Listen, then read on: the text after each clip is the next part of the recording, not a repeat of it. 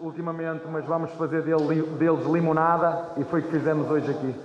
Com a ajuda mesmo dos jogadores que estavam no banco, um dos nossos capitães, neste caso foi o Filipe Melo, que sempre puxou também pelos próprios jogadores. O Rony dentro do campo também puxou, íamos ter uma. E quando nós acreditamos muito e atraímos muito aquilo que pensamos, e muito sinceramente por aquilo que foi os 90 minutos, teríamos que sair daqui com a vitória, porque falhamos muitos golos e este era um jogo para ficar resolvido logo na primeira parte. Leonardo Dali, Radio CBN de Brasil. Abel, boa noite. Essa formação com 3 zagueiros e 2 alas que avançam muito para o ataque é uma tentativa de compensar os desfalques de punta como Verón, Breno ou Menino, que eventualmente joga por aí também? É uma alternativa para seguir atacando pelos lados sem comprometer a defesa? Boa pergunta. Eu já vos disse que não sou jogador de sistemas. Eu gosto de jogar de vários sistemas, porque para mim o jogo não tem a ver com números, tem a ver com dinâmicas. E quando as pessoas olham para trás e vê 3 defesas, eu sempre joguei com 3 defesas, ou com 2 centrais e um lateral, ou com 2 zagueiros e um volante a entrar no meio dos zagueiros. A mim o que me importa não é olhar para trás. E quem está em casa e para os comentadores, quando estamos a atacar, olhem para quando chegam à área. Não é para trás que se olha, é para a frente. E para mim não há sistema mais agressivo do que aquilo que nós jogamos hoje. Jogando com 3 zagueiros ou jogando com 3 zagueiros e um lateral, para mim não há sistema mais agressivo do que este hoje. E se vocês têm dúvidas, viram por exemplo o Rocha, que é lateral direito, a falhar 2 vezes, uma no penalti e outra na segunda. E portanto, quando me fazem a pergunta dos 3 zagueiros, não olhem para trás, olhem para a frente. Francisco Di Laurentiis, ESPN Brasil.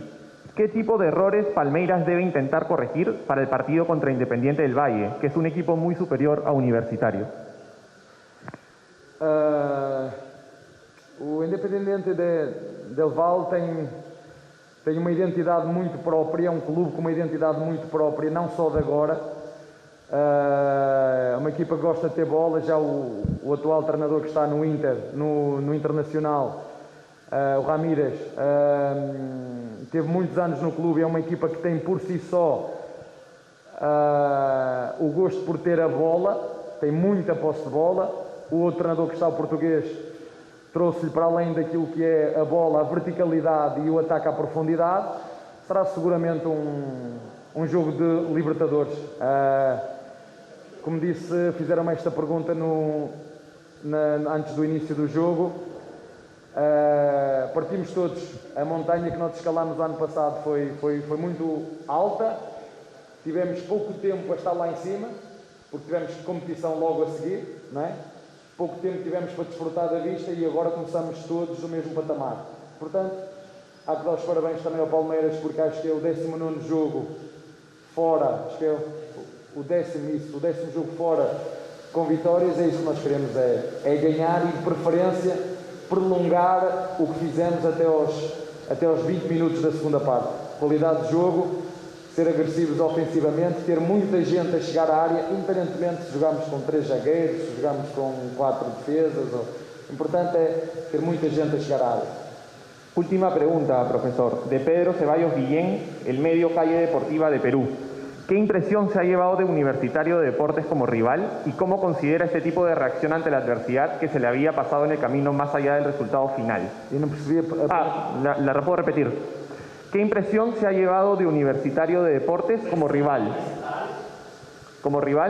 ¿Y cómo considera este tipo de reacción ante la adversidad que se les presentó? Olha, em primeiro dizer que para mim é mais um sonho cumprido poder jogar neste estádio. É fabuloso. O estádio eu vou dizer isto, trouxe a minha máquina fotográfica e fartei-me tirar fotografias, que o estádio é fabuloso. Em relação à equipa, é uma equipa extremamente competitiva. Temos que perceber que é uma equipa que só fez 3 jogos oficiais. Acredito que ela, com o andar desta competição, vai ganhar mais ritmo. Isso foi notório hoje, mas é uma equipa que não desiste, e a prova disso foi que a partir do momento em que nós ficámos sem menos um jogador, acreditaram inclusive que podiam ainda ganhar o jogo, mas vai ser uma equipa que vai chatear muito qualquer um dos outros 3 do grupo, e portanto temos que estar sempre preparados, sempre respeitando sempre muito os nossos adversários, e como disse, acredito que esta equipa, com o decorrer da competição, com o ritmo competitivo que vai adquirir, seguramente que se vai tornar uma equipa mais difícil no futuro. Gracias, profesor. Obrigado. Buenas noches. Muito bem, buenas noches. Em relação aos 3 zagueiros, eu sempre joguei com 3 zagueiros, para mim não há...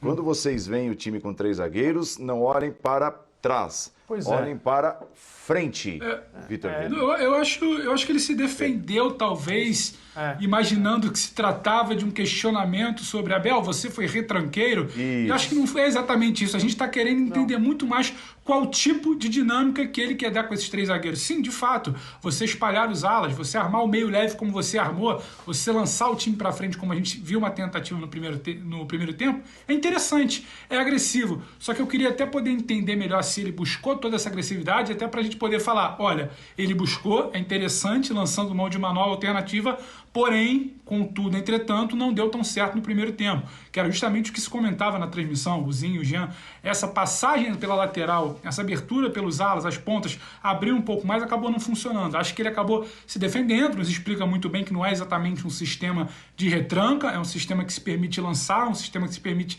ser agressivo, mas acho que vai ser ao longo do trabalho dele, a gente tentar explicar e ele tentar explicar, a gente tentar entender melhor o que se propõe ali. Mas, de qualquer forma, é uma resposta, é um esclarecimento do Abel, só que eu acho que ele tentou se defender de um possível rótulo ali de opa, já lançou mão de 3 zagueiros porque houve algum tipo de pressão de torcida, conversa com o presidente, como se tem informação, mas não era exatamente isso. Acho que a gente queria talvez até, não sei se era isso que o André ia falar, mas tentar entender um pouco mais o que ele quis a partir dessa tal agressividade, porque a meu ver, pelos lados, pelas pontas, nesse primeiro tempo de hoje não funcionou tanto.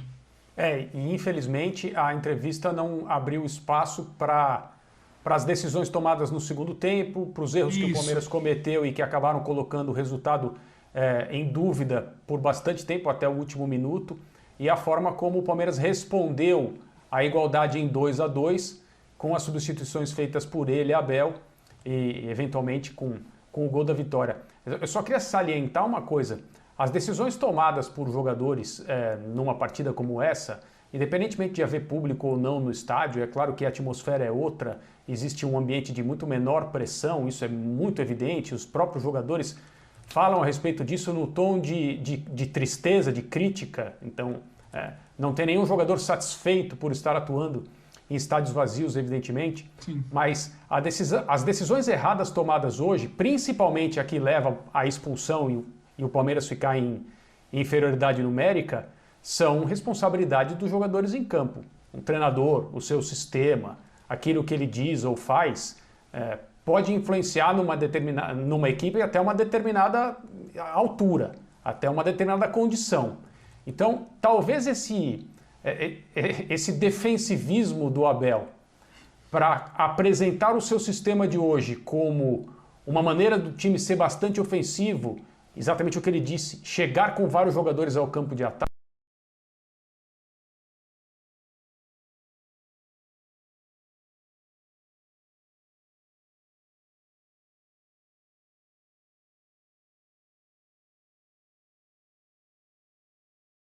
Não há problema nenhum com o sistema que ele escolheu. O problema está no comportamento do time a partir do momento que perdeu um jogador. Ou, como disse o Birner, um pouco antes disso até. Paulo. Oi, Xará. Olhando, ele acho que ele não entendeu direito a pergunta, o Abel.